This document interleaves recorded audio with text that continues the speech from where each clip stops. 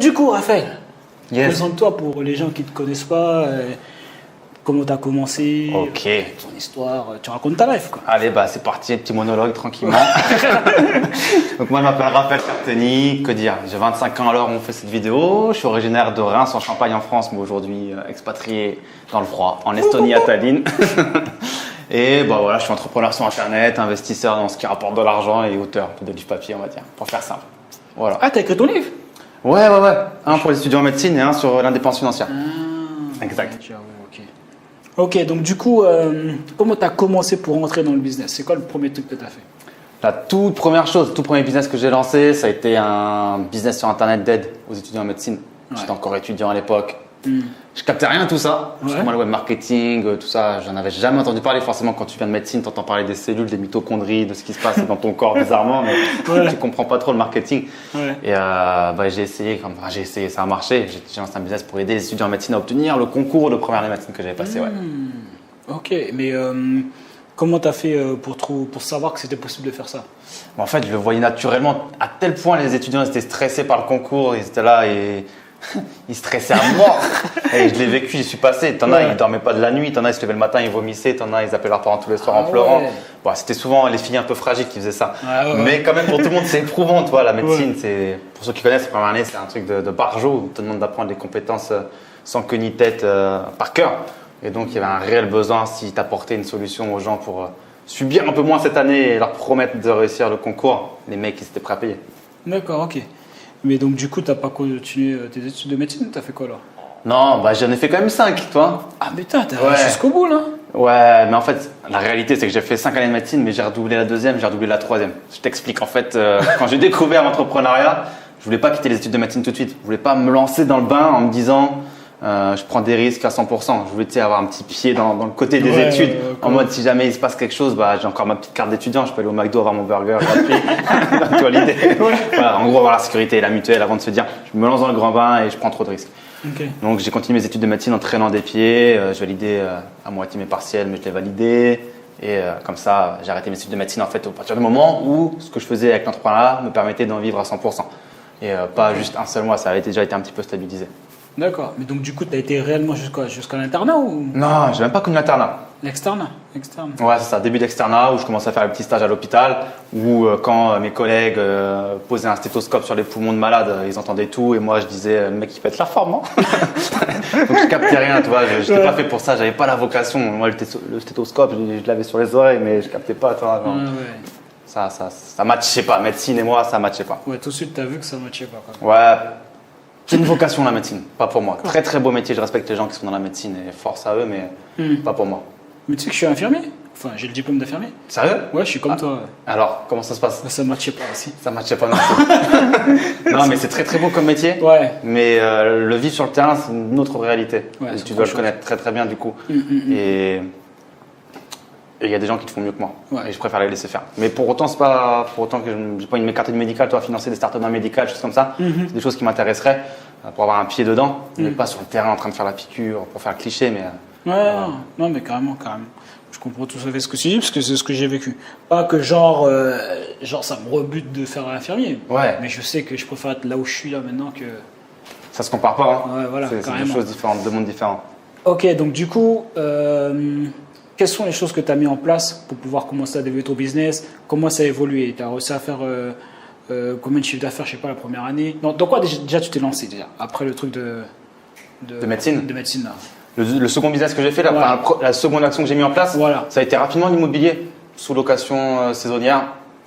Premier pré-étudiant pour investir dans l'immobilier, parce que moi je fais des pré-étudiants, j'étais étudiant, donc je ne pouvais pas faire autrement. Ensuite, j'ai lancé Club Millionnaire, business sur lequel je me concentre le plus aujourd'hui. D'accord. Je continue à faire l'effet boule de neige un petit peu à réinvestir les bénéfices, réinvestir immobilier, actions, etc. Mais ouais, c'était quoi ta question? J'ai déjà oublié. Du coup, il y a quoi dans Club Millionnaire? C'est pas grave.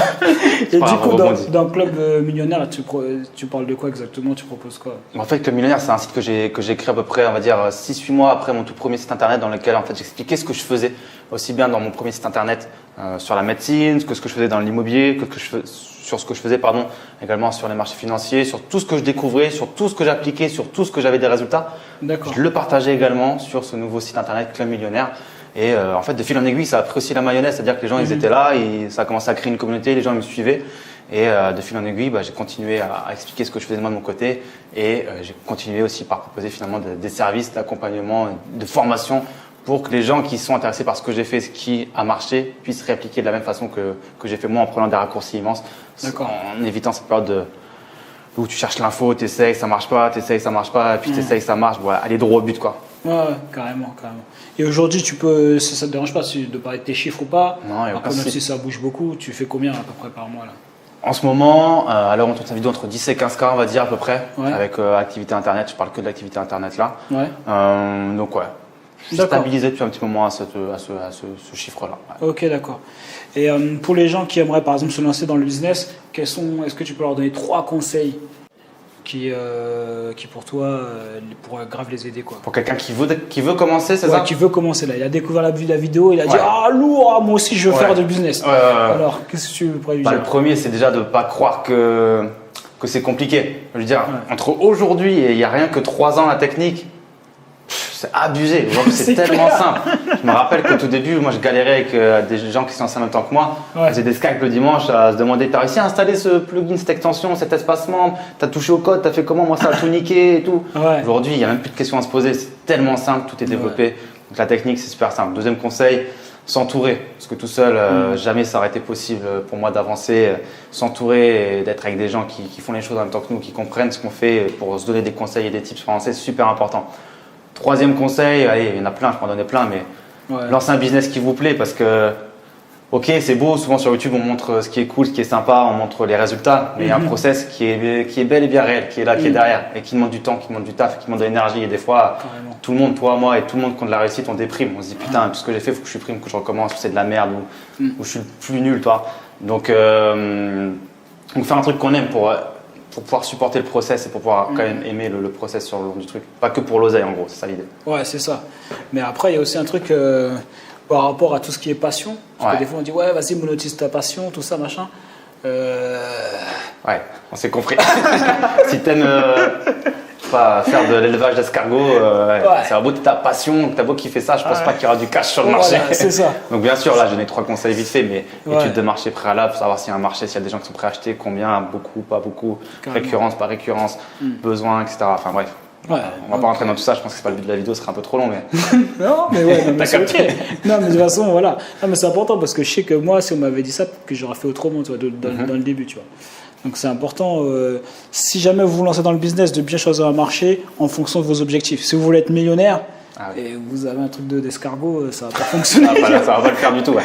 Typiquement, mon business sur la médecine, c'était pas un business de millionnaire. Parce que chaque année, j'ai impacté 50 000 étudians. J'allais pas toucher les 50 000. Sur les 50 000, le pourcentage qu'elle allait acheter, c'était pas tout le monde. Donc bref, c'est pas un business de millionnaire. Il faut faire les maths, les métriques, regarder ce qui se passe sur le marché. Ouais, carrément.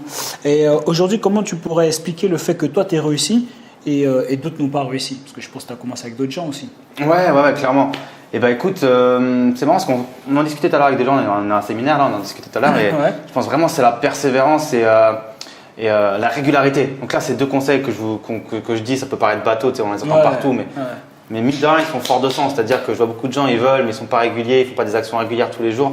Et dès qu'ils lancent un truc qui marche pas, et ils s'arrêtent tout de suite. Forcément, ton premier tunnel de vente, tu vas peut-être pas convertir comme tu veux. Ta première pub Facebook non plus. Ton premier produit, ce sera peut-être un flop. Tout ce que tu vas faire, ce sera peut-être de la merde au début. Beaucoup de gens s'arrêtent à ça. Et c'est souvent de la merde ce qu'on fait au début. C'est normal. On corrige le tir, on s'adapte et on apprend. Mais c'est ce qui fait un gros tri, c'est que les gens ils s'attendent souvent à des résultats énorme sur très peu de temps. C'est le problème de notre société aujourd'hui, c'est que les gens ils pensent que tout le monde a du succès très rapidement. On voit les réseaux sociaux, Instagram, lui il est en féfé, lui il est au Georges V, lui il fait ça, lui il fait ci, et moi je suis là dans ma chambre. Voilà. Donc on est mal, on voit trop de choses autour de nous qui nous font parfois nous faire bader pour rien du tout. Juste il y a un process et voilà.